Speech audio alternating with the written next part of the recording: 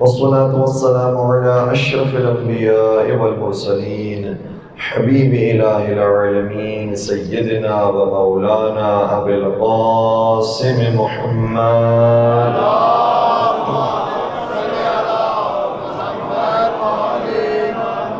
وعلى أهل بيته الطيبين الطاهرين المعصومين المظلومين الذين أذهب الله عنهم الرجس وطهرهم تطهيرا.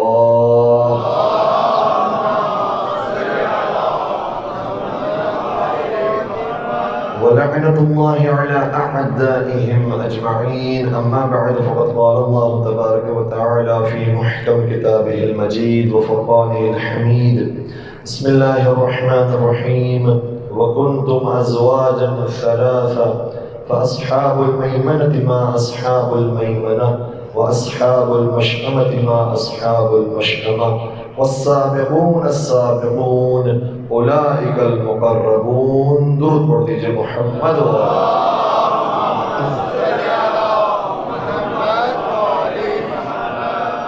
اعزائے گرامی قدر، تھوڑی سی تاخیر سے مجھے شروع ہو رہی ہے. ہم اپنی جانب سے معذرت خواہ ہیں، انتظامیہ کی جانب سے معذرت خواہ ہیں، اور آج چونکہ اتوار کا دن ہے تو اگر آپ کا ساتھ ہو تو آپ تھوڑی سی وقت اضافی لے کر آئیے. انتظامیہ نے بالکل بر وقت بیان فرمایا کہ اس کے بعد ایک زنانہ مجلس بھی ہے، اس لیے ہمیں اس کا خیال رکھتے ہوئے انشاءاللہ وقت پر مکمل ہونے کی کوشش کرنی چاہیے. تو ہماری کوشش ہوگی کہ انشاءاللہ وقت پر اپنی بات کو مکمل کر دیں.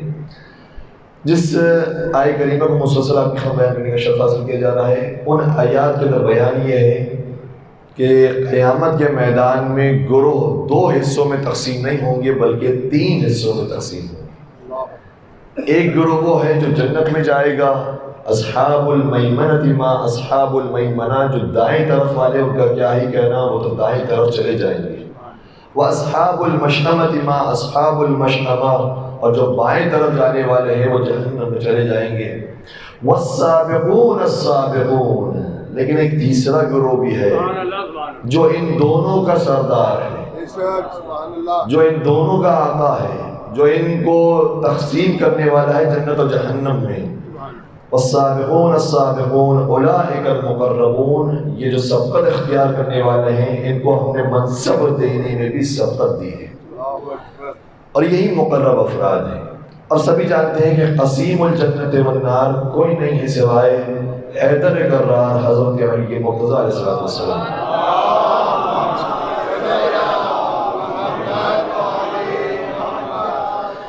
آج ہماری کوشش ہوگی کہ ان کی محبت کے حوالے سے کچھ باتیں بیان کرنے کی کوشش کریں، چونکہ اب تک باتیں عبادت کے حوالے سے آئی، ان کے علم کے حوالے سے آئی، توسل کے حوالے سے آئی، اور کل کی گفتگو میں حکومت امیر کائنات پر گفتگو کرنے کی کوشش کی تھی، اور آج ان کی محبت اور مودت کے حوالے سے گفتگو کرنے کی کوشش کریں گے.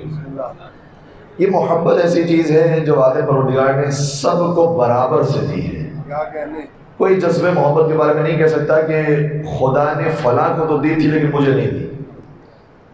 انکم کے بارے میں کہہ سکتا ہے، مال کے بارے میں کہہ سکتا ہے بھی اس کی انکم زیادہ ہے میری کم ہے.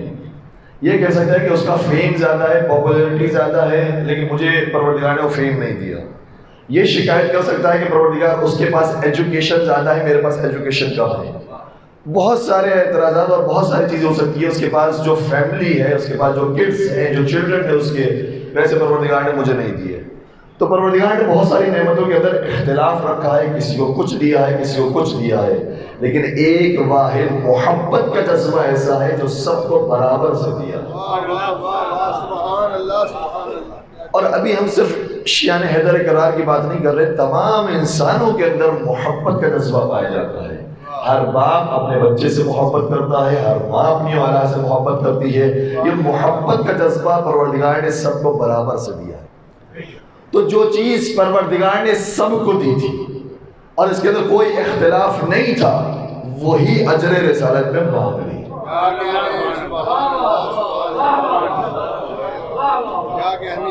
تاکہ کوئی یہ نہ کہے کہ مجھے تو دی کم تھی اس لیے میں کم ادا کر سکتا ہوں. مال کے بارے میں کہہ سکتا ہے کہ مجھے مال کم دیا اس لیے میں مال کم دے سکتا ہوں، لیکن محبت کے بارے میں نہیں کہہ سکتا کہ مجھے محبت کا جذبہ تھوڑا سا کم دیا ہے، اس کو زیادہ دیا ہے اس لیے وہ زیادہ محبت کر سکتا ہے، میں کم کر سکتا ہوں. یہ محبت کا جذبہ واحد جذبہ ہے جو سب میں پروردگار نے برابر سے تقسیم کیا ہے، اور ارشاد فرمایا قل لا اسألکم علیہ اجرا الا المودۃ فی القربى، اے رسول ان سے کہیے کہ میں تم سے اجر رسالت میں کچھ نہیں چاہتا ہوں سوائے میرے قربا کی محبت۔ سبحان اللہ، یہ محبت ضروری جز ہے۔ دوسرا مرحلہ یہ ہے کہ محبت یہ صرف عبادات سے ہٹ کر کرنے کا نام نہیں ہے، بلکہ تمام عبادات میں شامل ہے یہ چیز۔ محبت اہل بیت ہر نماز میں، ہر عبادت میں، ہر زکوٰۃ میں، ہر خمس میں ضروری ہے۔ چلے سرکار حضرت امام جعفر صادق علیہ السلام کی خدمت میں شخص آیا اور اس نے سوال کیا، زرعہ اس کا نام ہے، ہماری شیخ طوسی کے اندر روایت موجود ہے، زرعہ اس کا نام ہے۔ اس نے سوال کیا کہ فرزند رسول بتائیے معرفت پروردگار کے بعد سب سے اہم عبادت کون سی ہے؟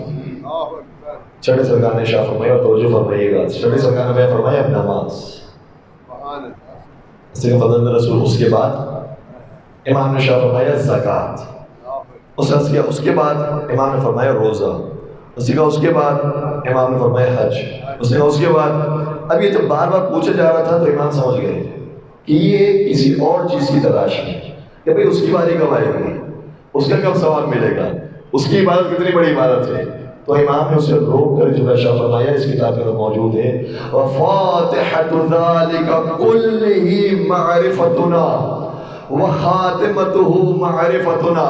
یہ ساری عبادتیں جو میں نے بیان کی ہیں وہ ساری مرحلہ وار افضل عبادتیں ہیں، لیکن اس وقت جب اس کی ابتدا بھی ہماری معرفت کے ساتھ ہو، اس کی انتہا بھی ہمارے معرفت۔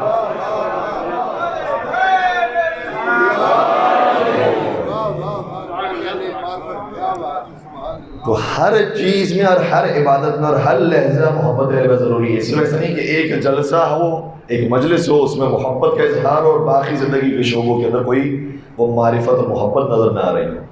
اسی طرح سے ایک اور روایت ہے، چھٹے سرکار حضرت امام جعفر صادق علیہ السلام،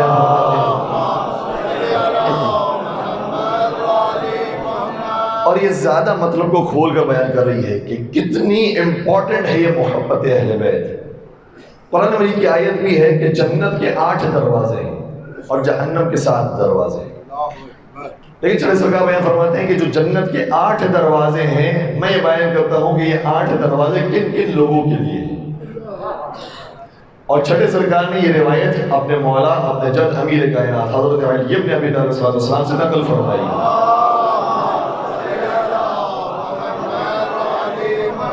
فرماتے ہیں ہمارے جد نے بیان کیا کہ جنت کے 8 دروازے ہیں۔ پہلا دروازہ انبیاء اور صدیقین کے لیے، لیکن وہ نبی جو سچا نبی ہو اور وہ صدیق جو سچا صدیق ہو۔ مجھے نہیں معلوم بات تک آپ پہنچ رہے ہیں نہیں پہنچ رہے، تو سلامت رہیں۔ نبی اوریجنل ہو تو جنت میں جائے گا، کوئی جھوٹا نبی تو نہیں جا سکتا۔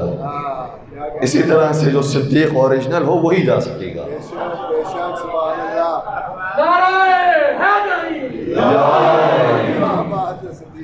اور جو دروازہ ہے وہ کتنا وسیع ہے، عجیب روایت ہے۔ پانچویں سرکار شاہ فرماتے ہیں کہ یہ دروازہ اتنا وسیع ہوگا کہ اس کے ایک کونے سے دوسرے کونے تک، یعنی اس کی چوڑائی اگر ناپنا چاہیں تو انسان 400 سال تک چلتا رہے تب اس کی مسافت تک پہنچ سکے۔ اتنا وسیع و عریض جنت کا یہ ایک دروازہ ہے انبیاء اور صدیقین کے لیے۔ دوسرا دروازہ جو اتنا ہی وسیع و عریض ہے وہ ہے شہداء اور صالحین کے لیے۔ پھر بیان فرمایا کہ باقی 5 دروازے ہمارے شیعہ اور ہمارے محبوں کے لیے۔ اور اس سے بڑھ کر جملہ یہ شاہ فرمایا، اور ہمارا شیعہ اس وقت یہ صلاحیت رکھتا ہوگا کہ 70,000 اور لوگوں کی شفاعت کر سکے گا۔ یہاں تک بات ہو گئی۔ اب اس کے بعد ایک اور اسٹیپ آگے بڑھے، یہ تو تقریباً بات واضح تھی، لیکن ابھی جو ہم نے دروازوں کا ذکر کیا ہے نا، وہ 8 دروازے نہیں ہوئے، 7 ہوئے ہیں، ایک دروازہ باقی ہے۔ امام شاہ فرماتے ہیں وہ ایک دروازہ کس کے لیے ہے؟ فرمایا وہ ہمارے ان بھائیوں کے لیے ہے کہ جو امامت پر تو یقین نہیں رکھتے ہیں لیکن رائے کے دانے کے برابر بھی بغض اہل بیت بھی نہیں رکھتے۔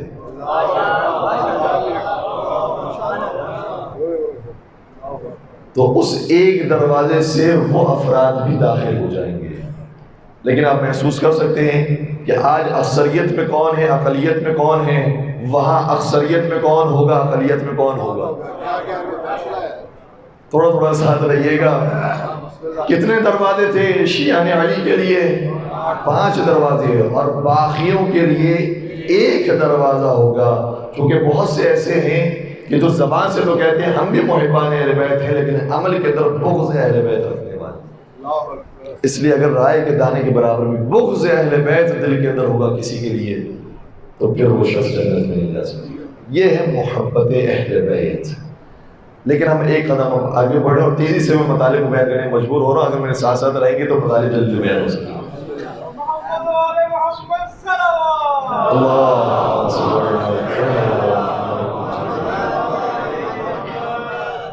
اب ایک اور اسٹیپ ہم آگے بڑھتے ہیں، اور یہ دنیا کا دستور ہے. ایک آدمی ہے، میں مثال دے رہا ہوں، اب تک ایسا کوئی ٹکرایا نہیں، کہ وہ کہے کہ مولانا میں آپ سے بہت محبت کرتا ہوں، مجھے آپ بہت پسند ہے، آپ کا بیان کیا کہنا، اور آپ جب جاتے ہیں ٹی وی پر تو آپ کیا بیان کرتے ہو، مجلسیں کیا پڑھتے ہو، یہ ساری چیزیں بیان کی. اور اس کے بعد جب میں نے اسے کہا کہ بھائی اگر ہو سکے تو میرے لیے سادہ پانی لے کر آ جاؤ، تو وہ لانے کے بجائے ادھر ادھر دیکھنے لگے، اور یہ چاہے کہ کوئی اور ان کو پانی پلا دے، میں کیوں اٹھوں. میں ابھی تو کہہ رہے تھے کہ اتنا مجھے پسند کرتے ہیں، اتنی مجلسیں سنی ہیں، اتنا بیان اچھا لگتا ہے، میں نے ایک چھوٹا سا کام بولا تھا، سارا سا پانی دے دو، تو وہ بھی نہیں دیا. تو ایسی محبت کو میں تسلیم نہیں کرتا ہوں تو میرے امام کیسے تسلیم کر سکتے ہیں؟ اور باقاعدہ یہ روایت کا جملہ ہے جو 5 امام، حضرت امام محمد باقر صلی اللہ علیہ وسلم بیان فرمایا.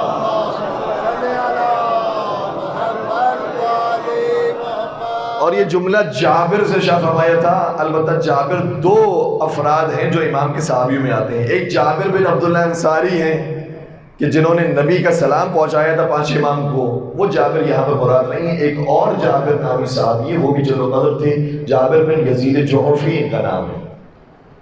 اور جب یہ جانے لگے تبلیغ کے لیے، ایک طویل عرصے تک امام کی شاگردی میں رہے، اور اس کے بعد امام نے انہیں کہیں کسی مقام پر بھیجا. تو جب جا رہے تھے اس وقت امام نے یہ کلیدی نکات بیان کیے، کہا جابر یہ نکتے یاد رکھنا.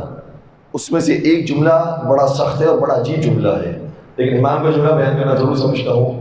فرماتے ہیں کہ حسب الرجل ان یقول احب علیا واتولاہ ثم لا یکون مع ذلک فعالا. کیا ایسا ہو سکتا ہے کہ کوئی شخص یہ کہے کہ احب علیا، میں علی کو پسند کرتا ہوں، میں علی کو دوست رکھتا ہوں، واتولاہ، میں ان کی ولایت کو مانتا ہوں، ثم لا یکون مع ذلک فعالا، لیکن اس کے بعد کوئی عمل نہ کرے. یہ باقاعدہ جملے امام کے ہیں. کیا ایسا کوئی شخص ہو سکتا ہے کہ یہ کہے احب علی، آئی لو علی، مجھے علی بہت پسند ہے، لیکن اس کے بعد علی مرتضیٰ جو فرما رہے ہیں اس کے بارے میں عمل کرنے والا نہ ہو؟ فرمایا ایسے شخص کو محب نہیں کہا جا سکتا. امام نے پھر بات سمجھانے کے لیے ایک اور مثال دی، اور شاید وہ ہمارے ذہنوں سے زیادہ قریب ہو جائے گی. کہ علی سے بڑھ کر نبی تھے. سب جانتے ہیں ہمارا یہی عقیدہ ہے کہ علی سے بڑھ کر نبی تھے. اگر نبی کے زمانے میں کچھ ایسے مسلمان ہو جو نبی کا کلمہ پڑھے لیکن نبی کی بات نہ مانے، کیا تم انہیں نبی کے وفادار صحابی کہتے ہو؟ کیا تم ان کو نبی کے سچے ماننے والے کہتے ہو؟ جب نبی کے سچے ماننے والوں میں تلاش کرتے ہو کہ وہ صرف زبان سے کہنے والے نہ ہو بلکہ کردار سے بھی عمل کرنے والے ہو، تو علی کا ماننے والا بھی وہی ہوگا جو زبان سے بھی کہتا ہو اور اپنے کردار سے بھی دکھاتا ہو.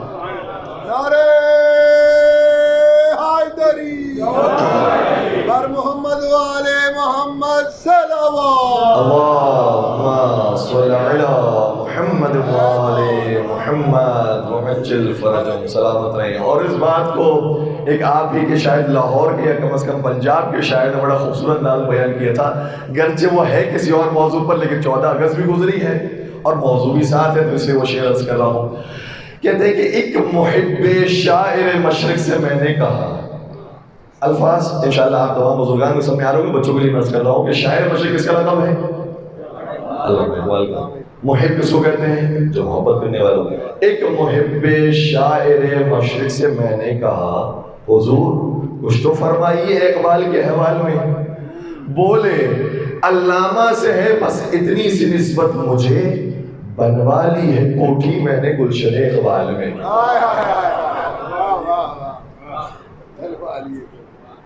بھائی علامہ اقبال سے محبت ہے تو ان کے اشعار سنائیے، علامہ اقبال سے محبت ہے تو ان کی تصنیف سنائیے، ان کے کلمات بتائیے۔ بس اتنی سی نسبت مجھے کہ میں نے بنوائی ہے اپنی جو کوٹھی اور اپنا جو گھر بنایا وہ اقبال کے نام پر جو جگہ موجود تھی اس پہ بنا لی ہے۔ تو کچھ کی محبت ایسی ہے جس کو کوئی نہیں تسلیم کرتا۔ تسلیم اس وقت ہوگی اگر ہم نبی کا نام لے رہے ہیں، مولا کا نام لے رہے ہیں، مولا حسین کا نام لے رہے ہیں، تو کچھ ان کے فرامین معلوم ہو، کچھ ان فرامین پر عمل ہو، تو پھر کہا جائے گا یہ محبت پکی محبت ہے۔ اور اسی روایت میں جو پانچویں سرکار کی روایت ہے اس میں پھر 11 نشانیاں میرے مولا نے بیان فرمائی کہ یہ نشانی ہوگی تو ہمارا شیعہ کہلائے گا، نہیں ہوگی تو شیعہ نہیں کہلائے گا۔ میں 11 کی 11 تو بیان نہیں کر رہا، لیکن اس میں سے ایک نشانی جو میں ضرورت کے تحت محسوس کر رہا ہوں اور آپ بزرگان نے بھی ہمیں بار بار یہ تذکر دیا ہے، اس میں بیان کرنے کی کوشش کر رہا ہوں کہ ان 11 میں سے ایک نشانی شیعہ نے حیدر کرا کہ یہ ہوگی کہ اپنے والدین کے ساتھ نیکی کرنے والا ہو۔ یہ چیز کبھی کبھار بے دین تو بے دین دیندار افراد بھی بھول جاتے ہیں۔ جو دیندار لوگ بھی ہوتے ہیں کبھی کبھار یہ تصور کرنے لگتے ہیں کہ ہم بہت پڑھے لکھے ہو گئے، نماز کی پابندی کرنی ہے، زکوٰۃ کی، خمس کی، ساری چیزوں کی پابندی کرنی ہے، والدین جو گھر کے اندر موجود ہیں ان کے بارے میں رویہ بڑا عجیب ہو جاتا ہے۔ کبھی کبھار یہ سوچنے لگتا ہے انسان کہ والدین کو کیا معلوم ہے، انہوں نے کیا پڑھا ہے، کیا ایجوکیشن ان کی جو آج ہماری ایجوکیشن ہے۔ جبکہ میرے اور آپ کے مولا امام زین العابدین علیہ السلام رسالہ حقوق کے اندر بیان فرماتے ہیں، رسالہ حقوق میں امام سجاد نے 50 حقوق کو بیان کیا ہے۔ یہ 50 حق انسان کی گردن میں ہمیشہ رہتے ہیں، اس میں سے ایک حق کے والدین۔ فرمایا والدین کا حق یہ ہے کہ یہ جان لو کہ تم آج جو کچھ ہو اس کی اصل تمہارے والدین تھے۔ آج شاید تم ان کے سامنے جب آ گئے ہو تو وہ بوڑھے ہونے کی وجہ سے، ناتباہ ہونے کی وجہ سے، اور اس ایج کا تقاضا یہ ہے کہ ان کا حواس اتنا کام نہیں کرتا، تم یہ سمجھ رہے ہو کہ ان کی جوانی بھی ایسی گزری ہے۔ ان کی جوانی تمہارے جیسی تھی، اور آج تمہیں جتنی طاقت، تمہارا جتنا علم، تمہارا جتنا کیلیبر بنا ہوا ہے وہ سب اپنے والدین کی وجہ سے بنا ہوا ہے، وہ اصل ہے۔ ایک شخص تھا آیت اللہ جمال الدین گلبیگانی کہتے ہیں کہ میں تخت فولاد کے قبرستان میں موجود تھا، ایک جنازہ لایا گیا، اور یہ بہت بڑے عارف تھے، بہت بڑے عالم تھے، مشہور شخصیت تھے۔ تو لوگوں نے جب ان کو قبرستان میں دیکھا تو کہا کہ آپ ان کو تلقین پڑھائیے، جنازہ ہو چکا ہے، آپ قبر میں جائیے، ان کو تلقین پڑھائیے۔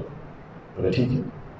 تلقین پڑھانے کے لیے جب نیچے اترے تو کہتے ہیں چونکہ عارف تھے ان کی باطنی آنکھ کھلی ہوئی تھی، تو جو فرمائے گا باطنی آنکھ کھلی ہوئی تھی، کہتے ہیں جب میں تلقین پڑھانے کے لیے اس کی قبر میں اترا تو میں نے کیا دیکھا کہ چھوٹے چھوٹے شیطان بھی اس کی قبر میں چلے گئے۔ اللہ اکبر۔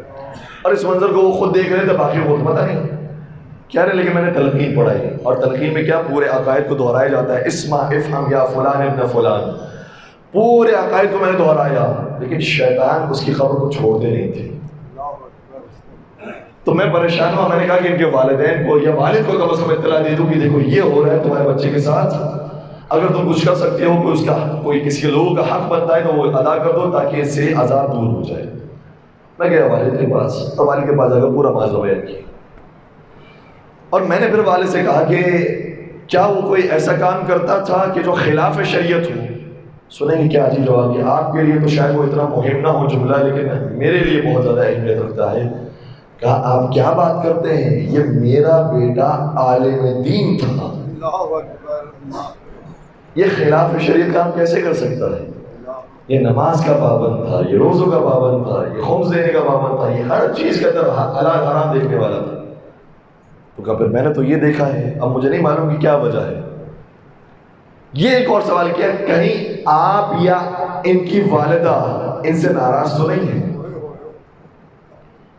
تو کہا والدہ کا تو نہیں پتا، لیکن میں تھوڑا سا اس سے دل کھٹا تھا میرا، اور اس کی وجہ تھی، اس کی وجہ یہ تھی کہ جب یہ پڑھ لکھ کر میرے پاس آیا تو ہمارے محلے میں دعوتیں ہوتی تھی کہ بھئی عالم آیا ہے، اتنا دور سے پڑھ کر آیا ہے، تو جب دعوت میں جاتے تھے تو میں بھی اس کے ساتھ جایا کرتا تھا، اور لوگ محفل میں بیٹھ کر اس سے سوالات کرتے تھے. کبھی کبھار لوگ مجھ سے بھی پوچھ لیا کرتے تھے. تو جب لوگ مجھ سے پوچھ رہے ہوتے تھے تو میرا یہ بیٹا کہتا تھا بابا آپ خاموش ہو جائیں, آپ کو کیا پتا ہے, مجھے معلوم ہے. بس یہ جو جملہ کہتا تھا نا, اس سے میرا دل گھوٹتا تھا. اور یہ ایک دفعہ نہیں کئی مرتبہ ہوا. جب وہ دعوت میں لے کے لائے جاتا تھا مجھے, اور مجھ سے کوئی سوال کرتا تھا تو کہتا تھا کہ آپ چپ ہو جائیں, آپ کو نہیں پتا ہے, مجھے پتا ہے. اور اس طریقے سے وہ جوابات دیتا تھا. تو میں نے کئی مرتبہ اپنے بیٹے کو سمجھایا کہ بیٹا یہ کام نہ کرو. تو یہ کہتا تھا کہ کیا حرج ہے اس کے اندر, میں عالم ہوں آپ تھوڑی ہیں. بات مانتا بھی نہیں تھا. اس لیے میرا دل اس کے حوالے سے تھوڑا سا کھٹا ہو گیا, اور میں ناراضگی قائم ہو گئی تھی کہ بس شاید اسی ناراضگی کی وجہ سے اس کی قبر میں ابھی عذاب ہونے والا ہے. اتنا واجب و حلال خیال رکھنے والا, لیکن ایک چھوٹا سا والدین کو ناراض کر دیا. تو کہا کہ اگر آپ راضی ہو جائیں تو شاید ہو سکتا ہے کہ یہ عذاب دور ہو جائے, اور میں دوبارہ جاتا ہوں تلقین پڑھنے کے لیے, ممکن ہے کہ ماجرا کچھ اور ہو. تو کہا کہ اگر میرے راضی ہونے سے میرے بچے کا عذاب دور ہو سکتا ہے تو میں اس سے راضی ہو گیا. اور باپ راضی ہو جاتا ہے. دوبارہ جاتے تلقین پڑھنے کے لیے تو کیا دیکھا کہ اب تلقین پڑھ رہے ہیں لیکن کوئی شیطان موجود نہیں. اور جب تلقین مکمل ہوتی ہے تو جو مرنے والا عالم ہوتا ہے وہ مسکرا کر کوئی جواب دے رہا ہے کہ تو نے میرا وہ کام کر دیا کہ جو میں کرنا سکا. عالم ہو, اتنا متقی پرہیزگار انسان ہو, لیکن اگر والدین کا نافرمان ہو تو سارے ہمارے ضائع ہو جاتے ہیں. اور یہ جو تصور کبھی کبھار ذہن کے اندر قائم ہو جاتا ہے کہ بھائی ہم بہت ہائی اسٹینڈرڈ کے, ہمارے والدین اس اسٹینڈرڈ کے نہیں ہیں. تو میں آپ کی خدمت میں ایک اور مثال بیان کروں. ہمارا آپ کے چوتھے سرکار حضرت امام زین العابدین علیہ السلام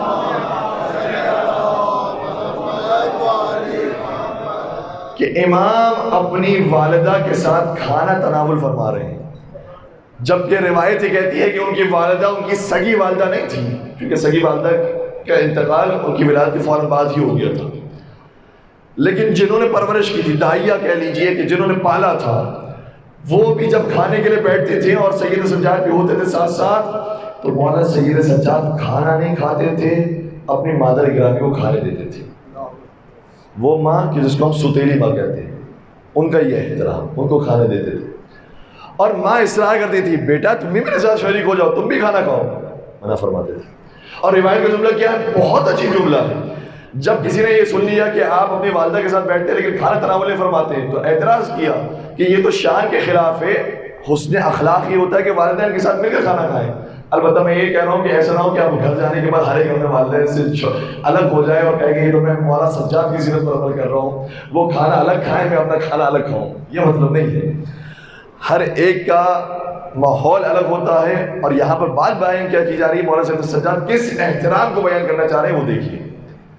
جب کسی نے کہا کہ یہ تو احترام کے خلاف معلوم ہوتا ہے, پھر آپ کیوں نہیں ان کے ساتھ شریک ہو جاتے؟ امام نے فرمایا میں اس لیے شریک نہیں ہوتا کہ کہیں میرا ہاتھ اس نوالے کی طرف آگے نہ بڑھ جائے جس نوالے پر میری ماں کی نگاہ ہو. اور بات کو نہ کرو, جس گوشت کے اوپر میری ماں کی نگاہ ہو اس کے اوپر میرا ہاتھ آگے نہ بڑھ جائے. اور پھر اس سے بڑھ کر شاید یہ جملہ یقینا آپ بزرگان سبھی نے سنا ہوگا, لیکن اس سے بڑھ کر جو آگے کا جملہ ہے وہ اور زیادہ سخت ہے. اور اگر میں نے یہ کام کر لیا تو کہیں پروردگار مجھے اس کا بھی عذاب نہ دے دے. البتہ یہ تو معرفت کا بہت ہی اعلیٰ درجہ ہو گیا, کیونکہ جس کی پرواز جتنی تیز ہوتی ہے اتنی ہی غلطی کرنے پر وہ گر جاتا ہے. آپ نے دیکھا ہوگا اگر ہم چل رہے ہیں تو چلنے کے بعد آپ دائیں طرف بائیں طرف ہوتے رہے, کوئی فرق نہیں پڑے گا, کوئی انسان گرتا نہیں ہے. سائیکل چلا رہا ہو تو تھوڑا سا دائیں بائیں طرف ہو جائے, مسئلہ نہیں ہے. موٹر سائیکل چلا رہا ہو اگر تیز رفتاری سے چلائے گا تو دائیں بائیں ہوگا, گر جائے گا. اسی طریقے سے اگر اور چیز بڑھتے جائے اور انسان اپنے بیلنس کو آؤٹ کر دے تو بہت بری طریقے سے گرے گا. چونکہ انبیاء کی پرواز بہت تیز ہوتی ہے, اس لیے اگر وہ ذرا سا بھی دائیں یا بائیں ہو جائیں تو ترک اولا ہوتا ہے اور گر جاتے ہیں. لیکن ہم سے تو ترک اولا ہوتے ہی رہتے ہیں, چونکہ ہم پیدل چل رہے ہیں, وہ بہت تیز رفتاری سے جا رہے ہیں. اس لیے اگر ان سے ہلکی سی بھی لفظ شذف ہو جائے تو گر جاتے ہیں. اور ہم سے ہوتے رہے, بلکہ جو چل رہے ہیں ان کا تو کیا ہی کہنا, بعض ایسے جو پیچھے کی طرف جا رہے ہیں یا کھڑے ہوئے ہیں تو اگر چل رہے ہیں تو بھی دائیں بائیں ہو جائیں گے، بہت زیادہ فرق نہیں پڑے گا، لیکن اگر انبیاء سے ذرا سا بھی دائیں بائیں ہو گئے، اس لیے مولانا سجاد فرحان فرماتے ہیں اگر میں نے یہ کام کر لیا کہ میں نے اس جگہ کو اٹھا لیا، اس دیوالے کو اٹھا لیا جہاں پر میری ماں کی نگاہ ہے، تو کہیں ایسا نہ ہو کہ اس کا بھی مجھے پروردگار عذاب ہے، اس لیے میں اتنا بھی دائیں بائیں نہیں ہو سکتا۔ تو والدہ اگر سگی ہو تو کیا ہی کہنا، پھر تو انسان جرت نہیں کر سکتا کہ ان کے خلاف کلام کرے۔ اچھا بات ہم یہاں پر میں کرنا چاہتے ہیں کہ مولا سید سجاد کا مقام زیادہ ہے، مجھے بتائیے، یا ان کی اس والدہ کا مقام زیادہ ہے کہ جنہوں نے پالا ہے؟ اللہ اکبر۔ جو کبھی کبھار ہمارے دیندار نوجوان یہ جواب دیتے ہیں ہم تو بہت مذہبی ہیں، ہم تو بہت واجبات کو جانتے ہیں، ہمارے والدین کیا جانتے ہیں؟ تو جو مولا سید سجاد جانتے ہیں اتنا ان کی والدہ تو یقیناً نہیں جانتی، وہ امام ہیں، وہ غیر معصوم ہیں، اس سے وہ تو جو سوتیلی ماں ہے وہ تو اتنا نہیں جانتی ہے، لیکن اس کے باوجود مولانا نے سمجھایا ہے چونکہ ماں ہے لہٰذا میں امام ہونے کے باوجود بھی اپنی ماں کا احترام، چونکہ ماں کا لقب ان کے ساتھ موجود ہے۔ اور اتفاق کی بات ایسی ہے کہ ہمارے جتنے بھی امام ہیں، ہم سب کا عقیدہ یہ ہے، ہمارے جتنے بھی امام ہیں سب افضل ہیں اپنی ماں سے، سوائے امام حسن و حسین کہ فاطمہ زہرا سلام اللہ علیہ دونوں سے افضل ہے۔ اللہ مشہود حضرت بی بی فاطمہ زہرا السلام اللہ مولا علی علیہ السلام مولا حسن حسین علیہ السلام صلوات۔ اللہم صلی علی محمد۔ تو ہمارا ہر امام کا مقام اپنی والدہ سے زیادہ ہے، لیکن کوئی ایک امام ایسا دکھا دیجئے جن کا کوئی ایک ترک والا ہوا ہو والدین کے حوالے سے۔ اور پھر اگر ہم خود نبی اکرم حضرت محمد مصطفیٰ صلی اللہ علیہ وسلم کی بات کریں، بس یہ آخری روایت اور میں بات کو مکمل کر دوں گا، اور یہ روایت وہ ہے جو ہمارے بھائیوں کی کتابوں کے اندر بھی ہے، ہماری کتابوں کے اندر بھی موجود ہے کہ زار النبی قبر امہ فبکا وابکا من حولہ، نبی اکرم نے اپنے مادر گرامی کی قبر کی زیارت کی اور پھر خود بھی گریہ کیا اور لوگوں نے بھی گریہ کیا۔ تو اس کا مطلب یہ ہو گیا کہ اس کا مطلب قبر کی زیارت کرنا بھی جائز ہے۔ سبحان اللہ۔ جو چلا جائے اس دنیا سے اس پر رونا بھی جائز ہے اور رلانا بھی جائز ہے۔ یہ ہوگی بات۔ اب سوال یہ ہے کہ جو افضل البشر ہے، جو سید الانبیاء ہے، جو امام الانبیاء ہے، اس کا مقام زیادہ ہے یا ان کی مادر گرامی کا مقام زیادہ ہے؟ کیا کہنے، سبحان اللہ۔ کوئی یہ جرات کر سکتا ہے کہ کہے کہ ان سے بڑھ کر ان کی والدہ کا مقام ہے؟ وہ یہ نہیں کہہ سکتا، لیکن اس کے باوجود افضل البشر ہیں، لیکن جا رہے ہیں تو اپنی ماں کی قبر پر جا رہے ہیں، بتا رہے ہیں کہ والدہ بہرحال والدہ ہے، ماں بہرحال ماں ہے، ہمارا جتنا بھی اسٹیٹس آگے بڑھ جائے والدہ کے مقام کے آگے نہیں ہے کچھ۔ بس عزیز ہو، اور بہت مختصر ہے ذرائع بیان کی مجبوری ہے، اس کے بعد ایک اور مجلس کا آغاز ہونے والا ہے۔ کربلا میں کیا مائیں تھی اور کیا بچے تھے کہ ہر بچے کی تمنا یہ ہے کہ ماں جو کہے اس پر میں سر تسلیم کروں۔ لیکن مجھے کہنے دیجئے کہ حضرت علی اکبر جیسا ہو تو ماں حکم دے گی، حضرت اکبر حکم کی تعمیل کریں گے۔ حضرت قاسم جیسا ہو ماں حکم دے گی تو حضرت قاسم تعمیل حکم کریں گے۔ حضرت اون محمد جیسے ہوں، سمجھدار ہوں، نوجوان ہوں، اگر ماں حکم کرے گی تو حکم کی تعمیل کریں گے۔ لیکن وہ 6 مہینے کا بچہ وہ کیسے اپنے ماں کے حکم کی تعمیل کر سکتا ہے؟ وہ کیسے اظہار کر سکتا ہے کہ ماں میں بھی آپ کے حکم کو ماننا چاہتا ہوں؟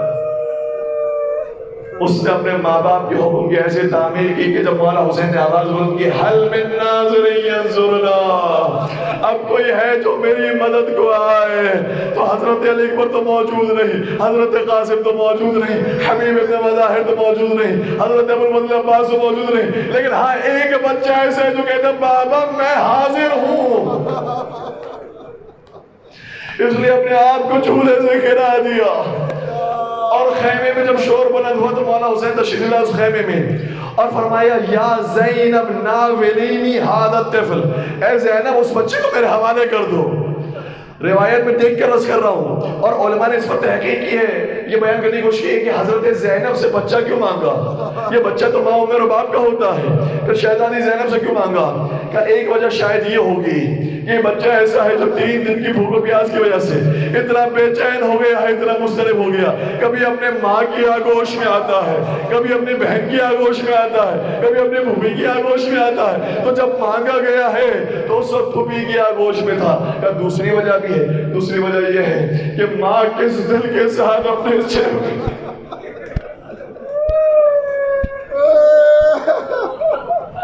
کہ بہن زینب آپ لے کر آئیے، شاید اس بچے کے لیے پانی کی سبیل ہو جائے۔ اس نے شہزادی زینب کبریٰ سے کہا۔ تیسرا احتمال یہ ہے کہ شہزادی زینب کے ہاتھ میں جو بچہ آیا ہے یہ خود ماں نے سپرد کیا ہے۔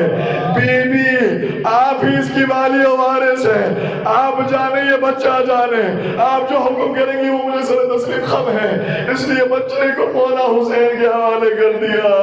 لیکن اللہ جس کے گھر میں 2 سال کا بچہ ہو، 1 سال کا بچہ ہو، 6 مہینے کا بچہ ہو، ذرا تصور فرمائیے گا بدن کتنا نازک ہوتا ہے، اگر ہاتھ میں شیشہ اٹھا لے تو کیسے ہاتھ پارا پارا ہو جاتا ہے۔ علی اصغر حسین کے ہاتھوں میں چلے، آواز بلند کی ہے فوج اشقیاء، اگر تمہاری مجھ سے دشمنی ہے تو مجھے پانی نہ دو، لیکن اس بچے کا قصور کیا ہے، اس کے لیے پانی لے کر آتا۔ جب کوئی پانی دینے کے لیے بھی آگے نہیں بڑھا، میرے مولا نے اس بچے کو جلدی رہتی اور بچہ جیسے جلدی رہتے پر آیا ایسے بھلکنے لگا جیسے مچھلی پانی سے نکلنے کے بعد بھلکتی۔ اور شاید کہا ہوگا اے حجت خدا کے بیٹے، تو بھی تو حجت خدا ہے، اپنی حجت تمام کر دے۔ حضرت علی اصغر گرم دھوپ میں، گرم ریتی میں لیٹے لیٹے اپنی سوکھی ہوئی زبان لبوں پر پھراتے ہیں۔ ہائے اس منظر کو دیکھ کے تو دشمن کی فوج میں بھی کھلبلی مچ گئی، لیکن پھر بھی کوئی پانی دینے کے لیے آگے نہ بڑھا۔ بالآخر مولا نے دوبارہ اپنی آگوش میں لیا، بیٹا یہ فوج اشقیاء ہمیں پانی نہیں دے گی، لیکن وہاں سے عمر سعد نے دیکھا کہ یہ کلام وہ ہے کہ جس کی وجہ سے ہماری فوج میں کھلبلی مچ گئی۔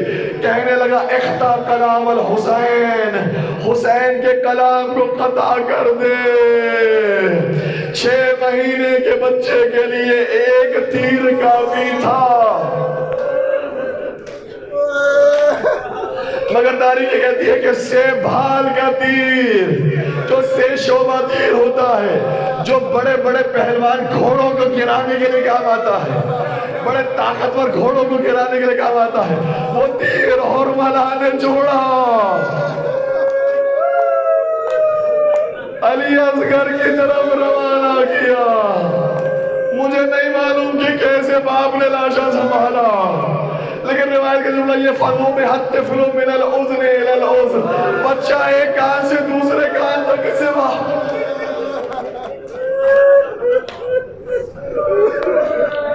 جب آپ کے لیے برداشت کرنا مشکل ہے، باپ کے لیے سنبھالنا کتنا مشکل ہوگا۔ اس لیے روایت یہ کہتی ہے کہ ہر ایک کا لاشا جب خیمے میں لے کر آئے تو پورے اطمینان کے ساتھ لا کر خیمے میں رکھا۔ جب یہ چھوٹا سا لاشا خیمے میں لانے کی کوشش کی تو 7 مرتبہ حسین ابن علی آگے بڑھے، 7 مرتبہ پیچھے ہٹے۔ کس منہ سے ماں کو بتاؤ یہ بچہ پانی پی کر نہیں آیا۔ اِنَّا لِلَّهِ وَإِنَّا إِلَيْهِ رَاجِعُونَ رَضًا بِقَضَائِهِ وَتَسْلِيمًا لِأَمْرِهِ۔ یہ کہنے کے بعد خیمے میں جو قدم رکھا، میں روایت دیکھ کر آپ کو بیان کر رہا ہوں، علی اصغر کو اپنی آغوش میں لیا ہوا تھا، اپنی ابا میں لیا ہوا تھا، اس لیے ہر ایک پہچان نہ سکا کہ علی اصغر کے ساتھ ہوا کیا ہے۔ ایک مرتبہ 4 سالہ بچی آگے بڑھی، کہنے لگی بابا مجھے پتا تھا آپ کو اصغر زیادہ پیارے ہیں، اس لیے اصغر کو پانی پلا کر لائے۔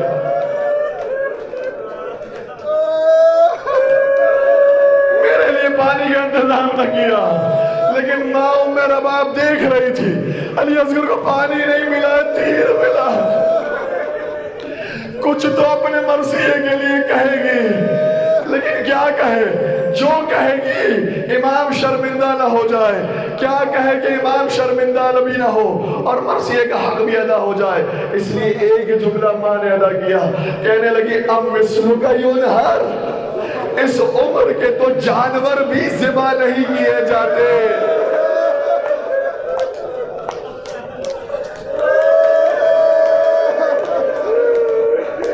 مولا آپ کا قصور نہیں ہے، آپ شرمندہ نہ ہوئیے گا، اس عمر کے تو جانور بھی ذبح نہیں ہوتے ہیں۔ فوجی اشقیاء کو اس کی معصوم صورت پر بھی رحم نہ آیا۔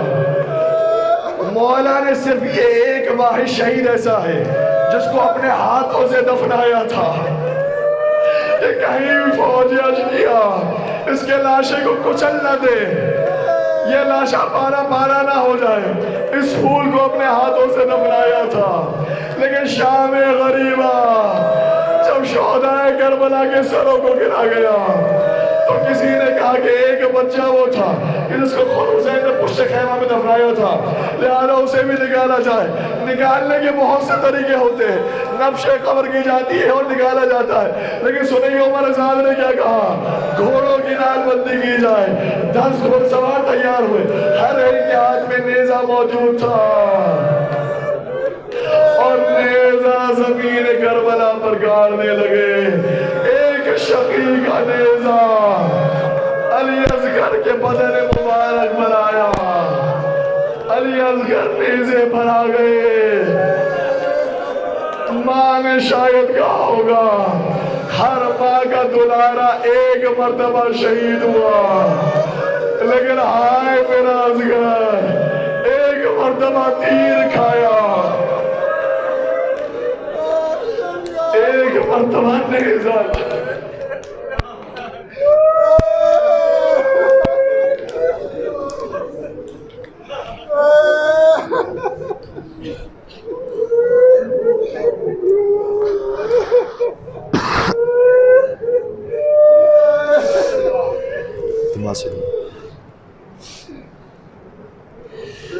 الا ولعنۃ اللہ علی القوم الظالمین وسيعلم الذین ظلموا ای منقلب ینقلبون۔ پالنے والے نے اس آنسو کو ہمارے حضرت سیدنا کائنات کو جگہ نصیب فرما، ان آنسو کو شہزادیوں کا رباب کی زخموں کے لیے مرہم قرار فرما۔ پالنے والے ان آنسو کی برکت سے ہم سب کو کربلا معلیٰ کی زیارت نصیب فرما۔ بار بار اور ساتھ میں کئی بار معصومین کی زیارت ہم سب کو نصیب فرما، اجر و عمرے کی سعادت سے مشرف فرما۔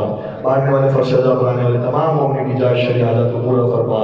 بالخصوص باب الحوائج کا ذکر کیا گیا ہے، حضرت علیہ کا ذکر کیا گیا ہے، یہ بہت بڑا اکسیر اعظم ہے۔ پروردگار حضرت باب الحوائج کے صدقے میں جو اپنی جائز شرعی حاجات رکھتے ہیں پروردگار تمام کو پورا فرما۔ جو رزق کی پریشانی مبتلا ہے ان کو رزق حلال عطا فرما، جو بے اولاد ہے انہیں اولاد صالحہ طاہرہ نصیب فرما، جو اپنے بچوں کی شادیوں کے لیے پریشان ہے پروردگار انہیں بہترین رشتے نصیب فرما، جو اپنے امتحانات کے لیے پریشان ہے انہیں اچھے نمبروں سے کامیابی نصیب فرما۔ پروردگار تمام دنیاوی اور اخروی نعمتیں ہم سب کو عطا فرما، اور سیرت محمد والے محمد پر عمل پیرا ہونے کی توفیق عطا فرما، ان کی محبت کے ساتھ جینا اور مرنا نصیب فرما، اور تمام مظالم سے انتقام کے لیے بالخصوص کربلا کی مظالم سے انتقام کے لیے اپنے آخر حجت امام عصر و زمان کے ظہور میں تعجیل فرما۔ ہمیں کیا شفیع محبین سچے چاہنے والے مانے والے شمار فرما۔ ربنا تقبل منا انك انت السميع العليم وتب علينا انك انت التواب الرحيم برحمتك يا ارحم الراحمين۔